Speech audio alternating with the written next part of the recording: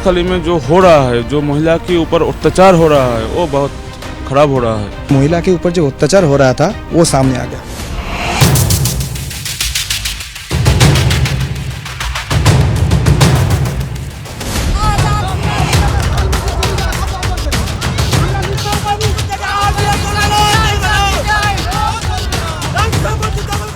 शेख शाहजहां के लोग यहाँ पर दिन प्रतिदिन लोगों पर अत्याचार कर रहे हैं।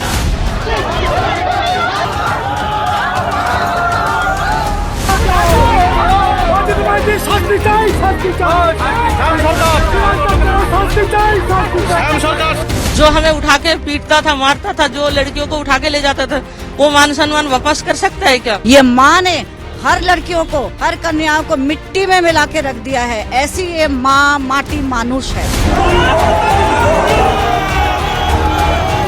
अभी हम लोग संदेशखाली नहीं पहुँचा, ये हमको ऑर्डर दिखा रहे हैं। यहाँ पे खड़ी हूँ, 144 यहाँ पे नहीं है।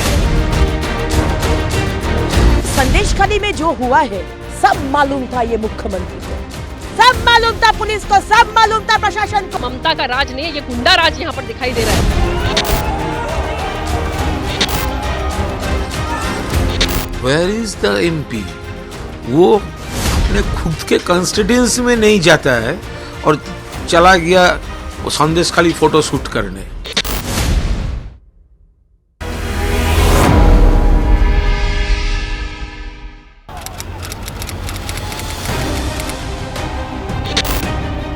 क्या पश्चिम बंगाल की राजनीति नए मोड़ पर खड़ी है?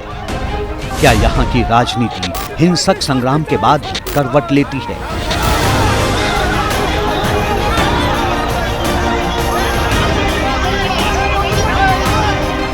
क्या ममता की सबसे बड़ी समर्थक महिलाएं उनसे दूर हो रही हैं?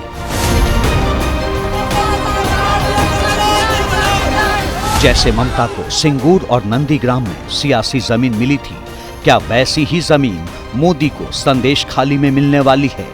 बंगाल से आती हुई तस्वीरें ये भी सवाल पूछती हैं कि क्या संदेशखाली में नंदीग्राम और सिंगूर जैसे सत्ता परिवर्तन की ताकत है?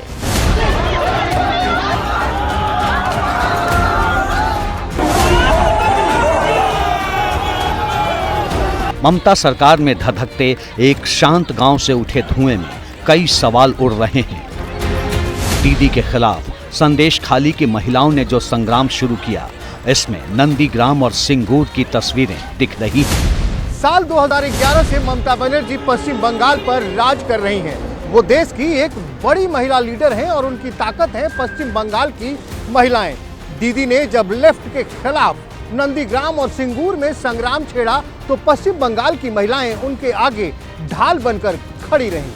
ममता बनर्जी की लड़ाई को बंगाल की हर महिला ने अपनी लड़ाई समझकर सत्ता से लेफ्ट को पूरी तरह से निस्तनाबूद करके हटा दिया और वहीं दीदी को कुर्सी पर बैठा दिया। यहाँ तक कि अपनी रक्षा और सुरक्षा की सारी जिम्मेदारियां भी दीदी के हाथों में ही सौंप दी।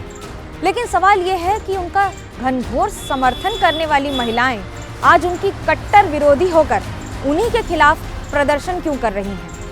सवाल ये है कि सिंगूर से लेकर संदेशखाली तक आखिरकार ममता बनर्जी की सियासत में क्या बदल गया है? लोकसभा चुनाव से पहले संदेशखाली बंगाल की पॉलिटिक्स का सबसे बड़ा एपिसेंटर बन चुका है। बंगाल सरकार एक शेख की करतूतों की वजह से गंभीर आरोपों में घिरी हुई है। बीजेपी ने इस मामले को महिलाओं के सम्मान से जोड़ दिया है और शेख के बहाने ममता सरकार से पूछ रही है, संदेशखाली के आरोपी शाहजहां के लिए सुरक्षित जहां किसने बनाया? बंगाल का मेन ऑपोजिशन के नाते हम लोग का फर्ज बनता है, बेसहारा जो जनता है, खास करके हमारी जो मातृशक्ति है, देवी शक्ति है, लेडीज लोग है, उनका साथ देना हम लोग का ये ड्यूटी है। Where is the MP? वो अपने खुद के कॉन्स्टिट्यूएंसी में नहीं जाता है और चला गया वो संदेशखाली फोटो शूट करने। तो वो लोग का काम है, दिल्ली से उनको इंस्ट्रक्शन आया, प्राइम मिनिस्टर नरेंद्र मोदी जी आ रहा है, तो तब तक ये संदेशखाली इशू उसको अलाइव रखना है। तो रोज जाना पड़ेगा, प्रोवोक करना पड़ेगा, फोटो शूट करना पड़ेगा, नाटक करना पड़ेगा। वो ये असाइन में काम कर रहे हैं।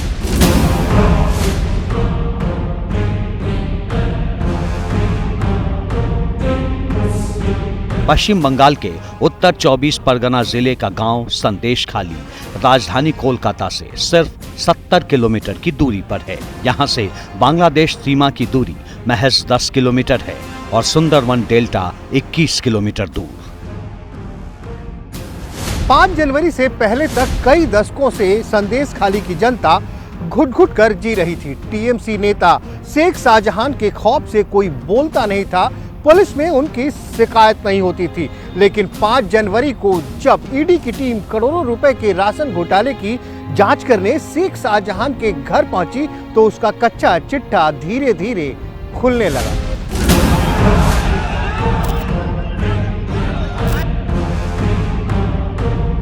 शेख के लोगों ने न सिर्फ ईडी अधिकारियों को घर में जाने से रोका बल्कि उनके साथ मारपीट भी की।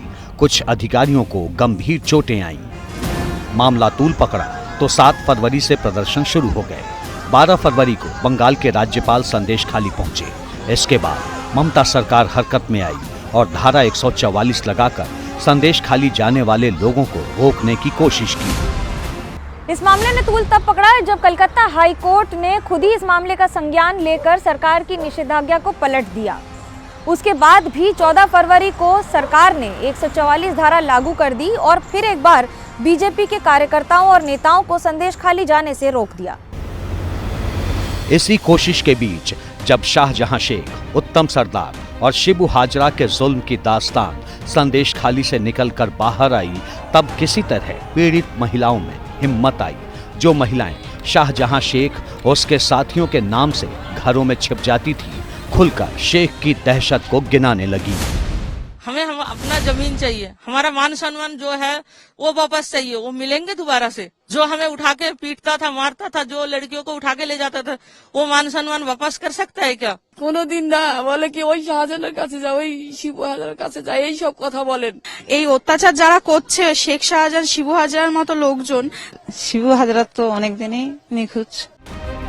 पुलिस ने एक एक कर कई आरोपियों को गिरफ्तार कर सलाखों के पीछे भेजा, लेकिन मुख्य आरोपी शाहजहां शेख न तो ईडी को अभी तक मिला और न ही बंगाल पुलिस को।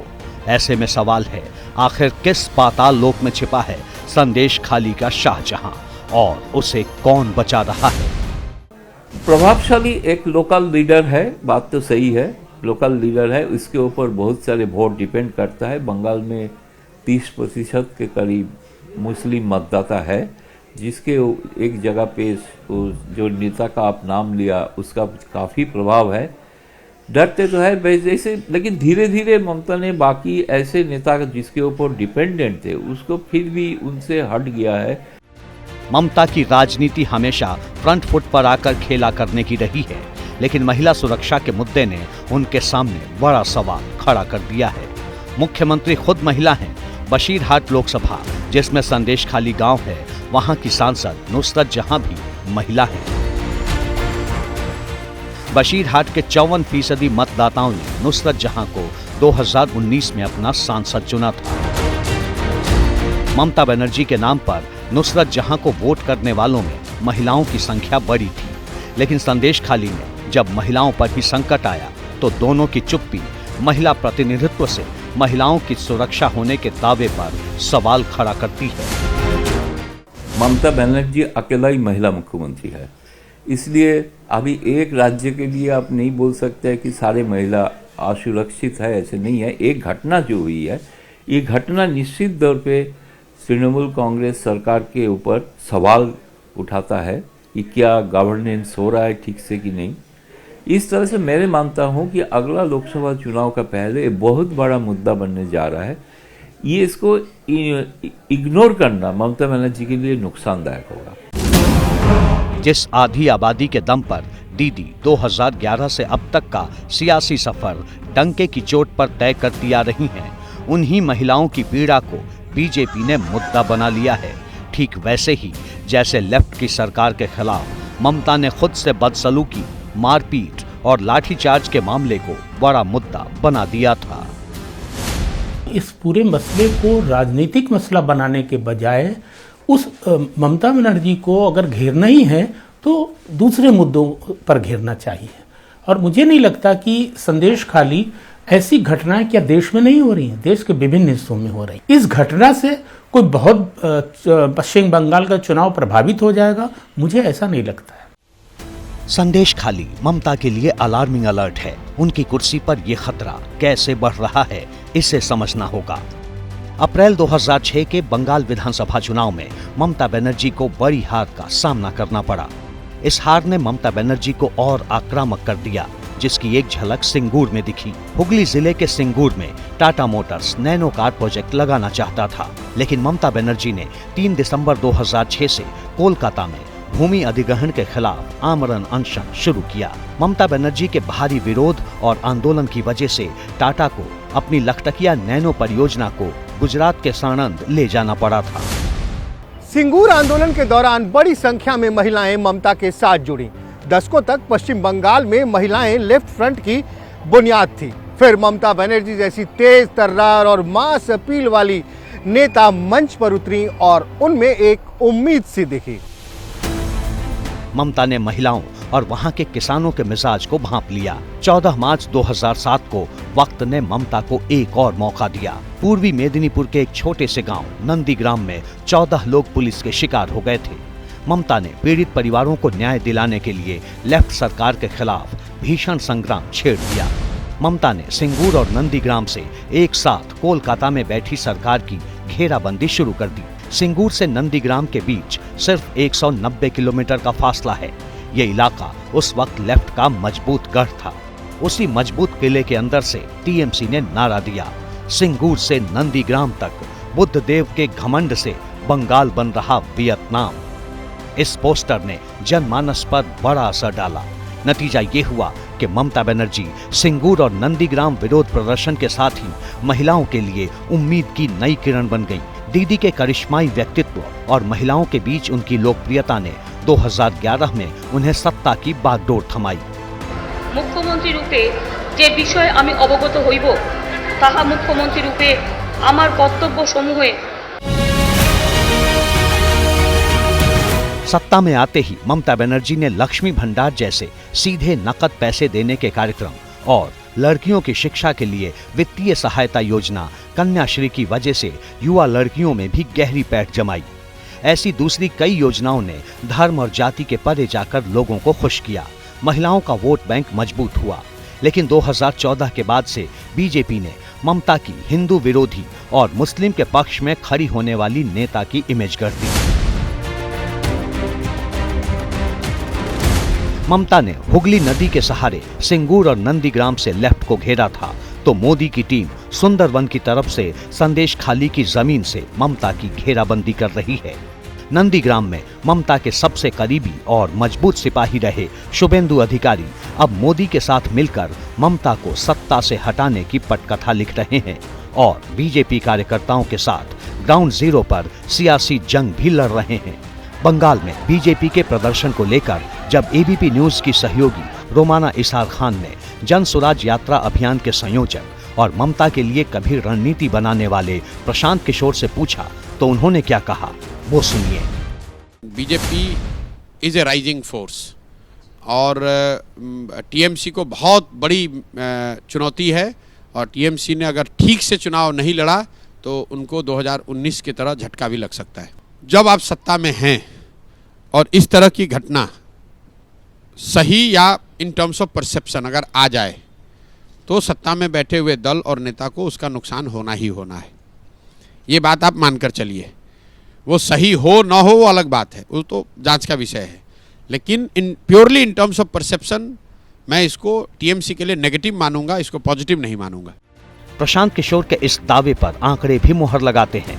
2014 के लोकसभा चुनाव में टीएमसी को 34 सीटें मिली थीं और करीब 40% वोट मिले, जबकि बीजेपी को 2 सीटें मिली और 17% वोट मिले। अगले चुनाव यानी 2019 में टीएमसी 22 सीटें ही जीत पाई, जबकि उसका वोट शेयर 44% तक पहुंच गया, जबकि बीजेपी 2 से बढ़कर 18 सीटों तक पहुंच गई और वोट शेयर भी 2 गुने से ज्यादा करीब 41% हो गया। संदेश खाली मामले ने अगर और तूल पकड़ लिया तो 24 में बड़ा उलटफेर भी हो सकता है। बीजेपी ने सियासी चमत्कार करने के लिए बड़ी तैयारी की है। इसका पहला संकेत दिल्ली के भारत मंडपम में ही बीजेपी ने दे दिया था, जब प्रधानमंत्री नरेंद्र मोदी की मौजूदगी में देश के रक्षा मंत्री राजनाथ सिंह ने संदेश खाली का मुद्दा राष्ट्रीय स्तर पर उठा दिया था। बीजेपी ने राष्ट्रीय परिषद की बैठक में राजनीतिक प्रस्ताव पेश किया, जहां संदेश खाली संकट को सभ्य समाज पर दाग करार दिया। दूसरा संकेत 29 फरवरी से अमित शाह का प्रस्तावित बंगाल दौरा है। तीसरा इंडिकेशन, बीजेपी ने शाह के दौरे के कुछ दिन बाद ही 6 मार्च को उत्तर 24 परगना जिले में मोदी का बारासात में दौरा फिक्स कर दिया है। बारासात में मोदी मेगा रैली करेंगे। बारासात से संदेश खाली 75 किलोमीटर दूर है। माना जा रहा है कि पीएम का ये दौरा दिन में होगा, जहां रैली में 2 लाख से भी ज्यादा महिलाओं के शामिल होने की उम्मीद है। इस रैली में संदेश खाली की पीड़ित महिलाएं भी आ सकती हैं। नहीं, बीजेपी ने तो ऑलरेडी मुद्दा बना दिया है इसको, और शुभेंदु अधिकारी से लेकर बड़े बड़े मंत्री वहां पर पहुंच रहे हैं और उसको मुद्दा बनाने की कोशिश कर रहे हैं। एक बार तो ये लग रहा था कि पश्चिम बंगाल में इस बार ममता का सफाया हो जाएगा, लेकिन ऐसा नहीं हुआ। तो ये मुझे लगता है कि ये जो संदेश खाली का मुद्दा है, ये बहुत बड़ा मुद्दा पश्चिम बंगाल में नहीं बन पाएगा। और कहीं पर भी किसी भी राज्य में कोई इस तरह की घटनाएं घटती हैं, चुनाव के समय अलग विषय हो जाता है। पीएम मोदी बारासात रैली से पहले 1 मार्च को आरामबाग और 2 मार्च को कृष्णा नगर में जनसभा करेंगे और महिला सुरक्षा के मुद्दे पर दीदी को एक बार फिर घेरेंगे। जैसे ही घड़ी का काटा दोपहर 2:30 पे आए, बबीता जी का दिल सास बहू साजिश के लिए मचल जाए। और ये है इनकी बहू, पूरे दिन ऑफिस की टेंशन हो जाए गॉन जब ये करें अपना फेवरेट शो फ्री टाइम पे ऑन। इनकी तरह आप भी देखिए अपना फेवरेट शो अपने टाइम पर और डाउनलोड कीजिए एबीपी लाइव ऐप अपने स्मार्ट टीवी पर।